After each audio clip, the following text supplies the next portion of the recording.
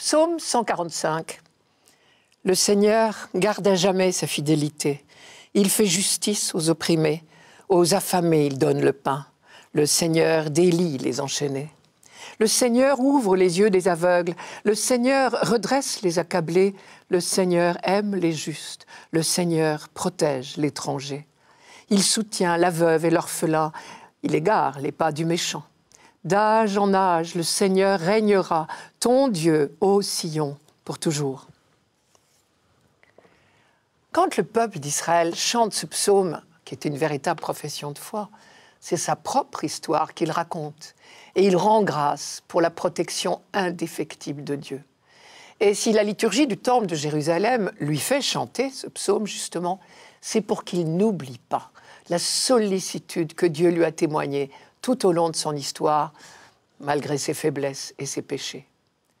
Car Israël a effectivement connu toutes ces situations. L'oppression en Égypte, dont Dieu l'a délivré à main forte et à bras étendus, comme ils disent. Et aussi l'oppression à Babylone. Et là encore, Dieu est intervenu. Et ce psaume, d'ailleurs, a été écrit après le retour de l'exil à Babylone, peut-être, croit-on, pour la dédicace du temple restauré.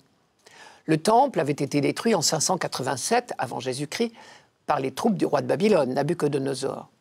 50 ans plus tard, en 538, quand Cyrus, roi de Perse, a vaincu Babylone à son tour, il a autorisé les Juifs qui étaient esclaves à Babylone à rentrer en Israël et à reconstruire leur temple. Ce ne fut pas sans peine, comme on sait, mais le temple fut finalement rebâti en 515 et on célébra sa dédicace dans la joie et dans la ferveur. Le livre d'Esdras raconte « Les fils d'Israël, les prêtres, les Lévites et le reste des déportés firent dans la joie la dédicace de cette maison de Dieu. » Ce psaume est donc tout imprégné de la joie du retour au pays. Une fois de plus, Dieu vient de prouver sa fidélité à son alliance. Il a libéré son peuple. Il a agi comme son plus proche parent, son vengeur, son racheteur, comme on disait, c'est-à-dire son libérateur. Quand Israël relit son histoire, il peut témoigner que Dieu l'a accompagné tout au long de sa lutte pour la liberté. Le Seigneur fait justice aux opprimés. Le Seigneur délie les enchaînés. Israël a connu la faim aussi, dans le désert, pendant l'Exode. Et Dieu a envoyé la manne et l'écaille pour sa nourriture. Aux affamés, il donne le pain. Et peu à peu, on a découvert ce Dieu qui systématiquement prend parti pour la libération des enchaînés, pour la guérison des aveugles, pour le relèvement des petits de toutes sortes. Ils sont ces aveugles encore, à qui Dieu ouvre les yeux, à qui Dieu se révèle progressivement par ses prophètes depuis des siècles. Ils sont ces accablés que Dieu redresse inlassablement, que Dieu fait tenir debout. Ils sont ce peuple en quête de justice que Dieu guide. Dieu aime les justes. C'est donc un chant de reconnaissance qu'il chante ici. Vous avez remarqué l'insistance sur le nom Seigneur. Il traduit le fameux nom de Dieu, le nom révélé à Moïse au buisson ardent, ces fameuses 4 lettres YHVH en hébreu, qui disent la présence permanente, agissante, libérante de Dieu à chaque instant de la vie de son peuple. Je reprends la dernière ligne d'aujourd'hui. Le Seigneur est ton Dieu pour toujours. Le Seigneur est ton Dieu, c'est la formule typique de l'Alliance. Vous serez mon peuple et je serai votre Dieu. Chaque fois que l'on rencontre l'expression « mon Dieu », c'est un rappel de l'Alliance, de toute l'histoire, l'aventure de l'Alliance entre Dieu et son peuple choisi. Alliance à laquelle Dieu n'a jamais failli. Le Seigneur est ton Dieu pour toujours. Une fois de plus, je remarque que la prière d'Israël est tendue vers l'avenir pour toujours. Elle n'évoque le passé que pour fortifier son attente, son espérance. Ici, l'insistance sur le futur pour toujours vise aussi à fortifier l'engagement du peuple.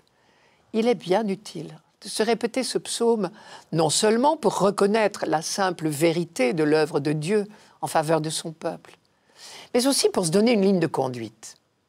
Car en définitive, cet inventaire, c'est aussi un programme de vie.